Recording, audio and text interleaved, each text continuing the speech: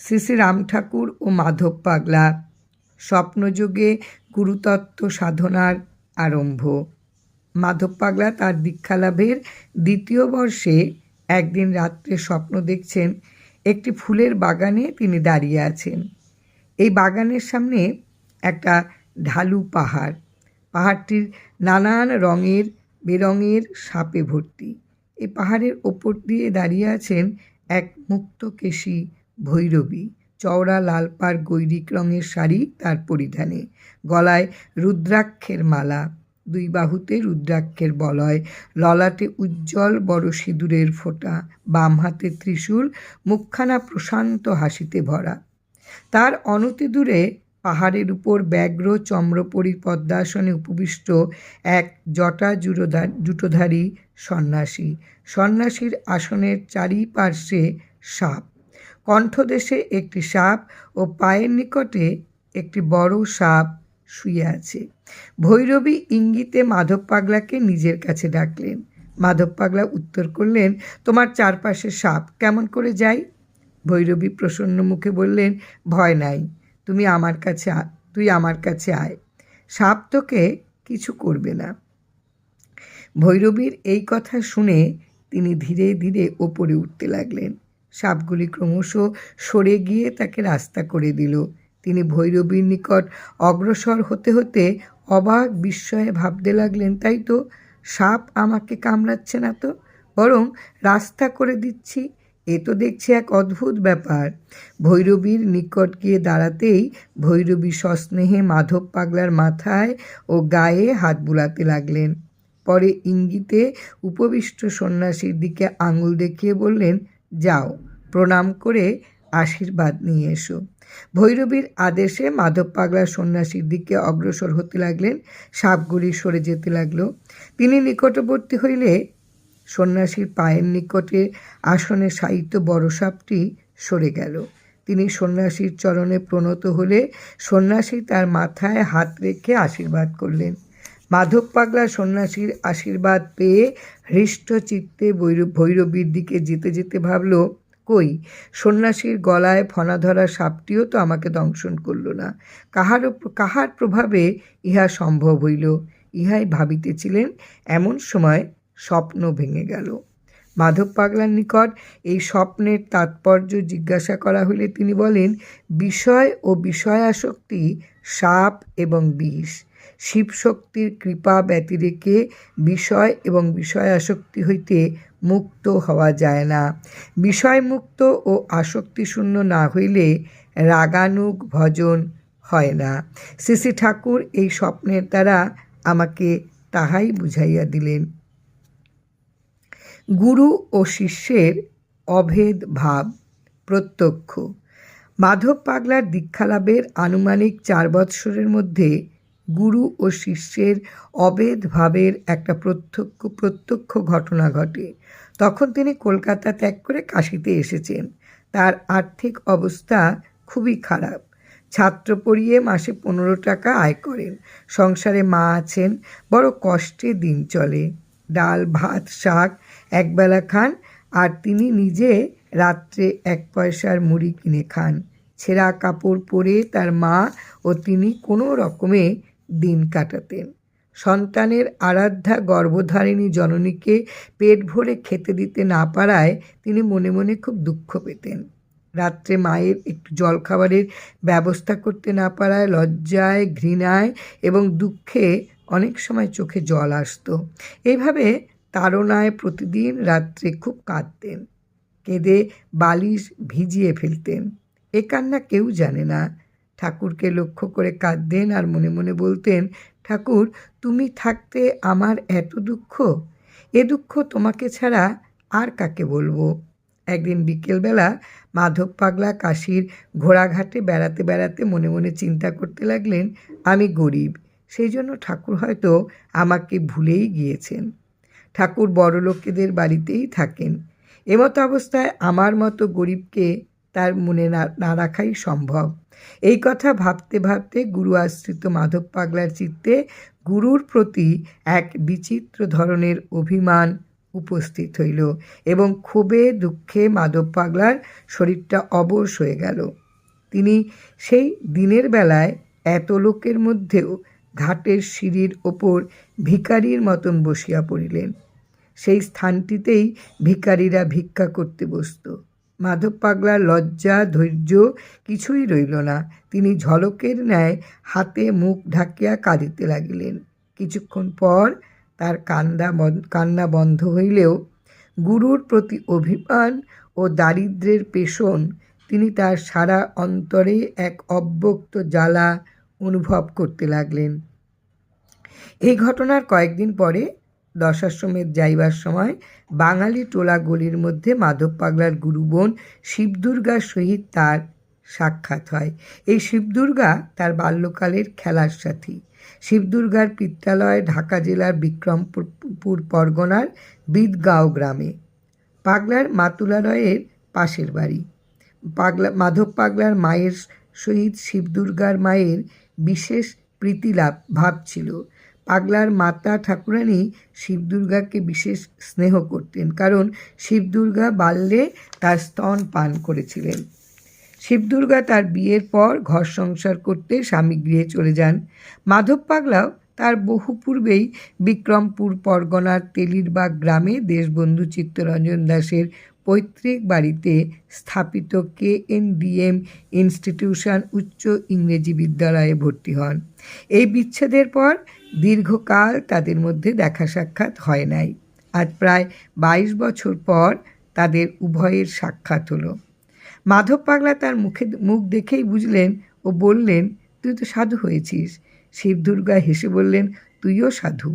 মাধব পাগলা বললেন, তুই কোথা গিয়ে সাধু হয়েছিস? শিবদুর্গা বলছেন, তুই যেখানে আমিও সেখানে। মাধব পাগলা, তবে কি তুই ঠাকুরের নিকট দীক্ষা নিয়েছিস? শিবদুর্গা বললেন, ঠাকুরই আমাকে তোমার নিকট পাঠাইয়াছেন। বিকালবেলা বাড়িতে থেকো, তোমার সাথে অনেক কথা আছে। আমি বেলা 4টের সময় তোমার বাসায় যাব। এখন শ্রী শ্রী বিশ্বনাথ ও অন্নপূর্ণা দর্শনে যাইতেছি। শ্রী শ্রী ঠাকুর যে শিবদুর্গাকে মাধব পাগলার নিকট পাঠাইয়াছেন, এই কথা শুনে তিনি অবাক হলেন, কিন্তু এ ঘটনার ভিতর রহস্য কিছুই বুঝতে পারলেন না। তিনি বাসায় এসে মাকে শিবদুর্গার আসার সংবাদ দিলেন। বেলা শিবদুর্গা মাধব পাগলার বাসায় আসিলে তার মা শিবদুর্গাকে দেখে খুব আনন্দিত হলেন। কিছুক্ষণ পাগলার মায়ের সহিত কথাবার্তার পর শিবদুর্গা পাগলাকে জিজ্ঞাসা করলেন, হ্যাঁ রে, ঠাকুর সম্বন্ধে তোর কী ধারণা? শিবদুর্গার এই প্রশ্নে মাধব পাগলার চিত্তে ঠাকুরের উপর সে আগের অভিমান জেগে উঠল। পাগলা ক্ষুব্ধ হয়ে বলল, ঠাকুর বড়লোকদের, গরিবদের জন্য নয়। এই কথা বলার সঙ্গে সঙ্গে অভিমানবশত মাধব পাগলার কান্নার ভাব আসিল। শিবদুর্গা এই কথা শুনে তার মুখ চেপে ধরে বললেন, ছি, এ কথা কি বলতে হয়? বিয়ে পাশ করা একটা মুখ্য। মাধব পাগলা বললেন, কেন মুখ্য কিসে? আমি তো সত্য কথাই বলেছি। উত্তরে শিবদুর্গা বললেন, ঠাকুর প্রত্যহ তোর কান্নায় অস্থির হইয়া ওঠে এবং বলেন আমাকে কেঁদে জ্বালাচ্ছে, সেই জন্যই আমাকে তোর কাছে পাঠিয়েছেন। আর তুই মনে করিস ঠাকুর শুধু বড় লোকদের। মাধব পাগলা বললেন, হ্যাঁ রে, ঠাকুর যে ঘরে আছেন সে ঘরটি কি গ্রিন রঙের? ঘরের দেয়ালে কি লতা পাতা আঁকা? ঠাকুরের বিছানার চাদর এবং বালিশ কি সব গ্রিন রঙের? শিবদুর্গা বললেন, হ্যাঁ, ঠাকুরের চোখ অপারেশন হয়েছে, চিকিৎসা চলছে, তাই সেখানকার সব গ্রিন রঙের। ঠাকুর কোথায় আছেন তা তো তুই জানিস না, তবে তুই কি করে এসব দেখলি? মাধব পাগলা হেসে বললেন, ঠাকুরকে সর্বদা চোখে চোখে রাখলেই এসব দেখতে পাওয়া যায়। শিবদুর্গা এই কথা শুনে বিস্ময়ে, আনন্দে ও বাৎসল্য স্নেহে মাধব পাগলাকে বুকে জড়িয়ে ধরলেন এবং সান্ত্বনার সুরে বললেন, হ্যাঁ রে, এরপরও ঠাকুরের উপর অভিমান? ঠাকুর মধ্যে মধ্যে রাত্রে চিৎকার করে বলে, দেখ আমাকে কেঁদে জ্বালাচ্ছে। আমরা ঠাকুরকে বললাম, এখানে তো কেউ নেই, তবে কে আপনাকে কেঁদে জ্বালাচ্ছে? উত্তরে ঠাকুর আমাদের বললেন, এখানে নয়, কাশিতে গোপাল কেঁদে কেঁদে আমায় জ্বালাচ্ছে। যাও, কাশি গিয়ে তাকে শান্ত করো, নইলে আমি এখানে স্থির থাকতে পারছি না। তাই ঠাকুরের আদেশে এসেছি। তোমার কান্নায় তিনি কাঁদেন, তোমার কান্নায় তার বড় কষ্ট হয়। ঠাকুর বলে দিয়েছেন, গোপালকে বলো অভাবে পড়লেই কি কাঁদতে হয়। এই কথা শুনে মাধব বিস্মিত ও হতবাক হয়ে মনে মনে ভাবতে লাগলেন, তবে তো ঠাকুর আমার সব কথাই জানেন। পাশের ঘরের এক বৃদ্ধা সন্ন্যাসিনী সেই সময় আসিয়া উপস্থিত হইলেন। ঠাকুর তাহাকে তারা মা বলে ডাকতেন এবং খুবই স্নেহ করতেন। এখানে উল্লেখযোগ্য যে কয়েক মাস পূর্বে উক্ত তারামা মাধব পাগলার গর্ভধারিণী জননীকে বিনা দোষে গালমন্দ করায় মাধব পাগলার সহিত তার ঝগড়া হয়। মাধব পাগলার মাতা পাগলাকে উক্ত তারামার নিকট ক্ষমা চাইতে বলায় পাগলা তার মাকে বললেন, অযথা যে তোমাকে গালমন্দ করিয়াছে আমি ক্ষমা চাইব না। এই ঘটনায় তারামার সহিত তাদের বাক্যালাপ ও আসা যাওয়া এতদিন বন্ধ ছিল। মধ্যে মধ্যে পাগলার মনের ভয়ের সঞ্চার হতো, কারণ শ্রী ঠাকুর তারামাকে খুব স্নেহ করতেন। মাধব পাগলার ধারণা, ঠাকুর যখন ইহাকে খুবই স্নেহ করেন আর আমি ইহার সহিত ঝগড়া করিয়াছি, এ কথা যদি ঠাকুর জানিতে পারেন তবেই তিনি আমার উপর খুব অসন্তুষ্ট হইবেন। এইরূপ আশঙ্কা মধ্যে মধ্যে মাধব পাগলার মনে জাগত। শিবদুর্গা তারামায়ের সহিত পূর্ব হইতেই পরিচিত। তারামা শিবদুর্গাকে বললেন, হ্যাঁ রে দুর্গা, কবে এলি? ঠাকুরের খবর কি? আমার ঘরে চল, একটু জল খাবি। শিবদুর্গা ঈষৎ গম্ভীর হয়ে উত্তর করলেন, না, আপনার ঘরে গিয়ে জল খাবো না, কারণ ঠাকুর বলে দিয়েছেন তারামার সহিত আমার ঝগড়া। কিন্তু গোপাল যদি বলে তবেই সেখানে গিয়ে জল খাইও। আহা! শিবদুর্গার এই কথা শুনে ঠাকুরের উপরোক্ত ভঙ্গিতে কথা বলায় গূঢ় উদ্দেশ্য বুঝিতে পেরে তৎক্ষণাৎ মাধব পাগলা অনুতপ্ত চিত্তে তারামাকে প্রণাম করে ক্ষমা প্রার্থনা করলেন এবং উভয়ে গিয়ে তারামার ঘরে জলযোগ করলেন। জলযোগের পর শিবদুর্গা তারামাকে ঝগড়া বিষয়ে ঠাকুর যাহা বলিয়া দিয়াছেন তার তাৎপর্য বুঝাইয়া দিয়া সেদিনকার মতন বিদায় নিলেন। মাধব পাগলা মনে মনে চিন্তা করতে লাগলেন, তারামার সহিত আমি ঝগড়া করিয়াছি, ঠাকুরের সহিত তার ঝগড়া কি করে হলো? এইরূপ চিন্তা করতে করতে মনে মনে বুঝলেন, এই দেহ মন বাক্যের দ্বারা যাহা করা হয় তাহা সবই ঠাকুরেরই করা হয়, কারণ এই শরীরের ওপর শ্রী গুরুরই অধিকার। সেই জন্য ঠাকুর বলিয়াছেন, তারামার সহিত আমার ঝগড়া। শ্রী ঠাকুর যেন মাধব পাগলার মাধ্যমে তারামার নিকট ক্ষমা প্রার্থনা করিলেন।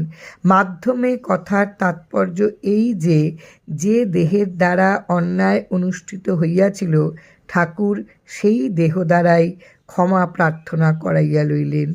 এই ঘটনায় শ্রী ঠাকুরের কৃপায় মাধব পাগলা তার সাধন জীবনে এক অপূর্ব তত্ত্বের সন্ধান পাইলেন এবং আরও ভাবতে লাগলেন, এই দেহের দ্বারা যাহা কিছু কাজ অনুষ্ঠিত হয় সবই যখন ঠাকুরেরই হয়, তখন এই দেহ দ্বারা কোনরূপ অন্যায় বা পাপ করা হইবে না।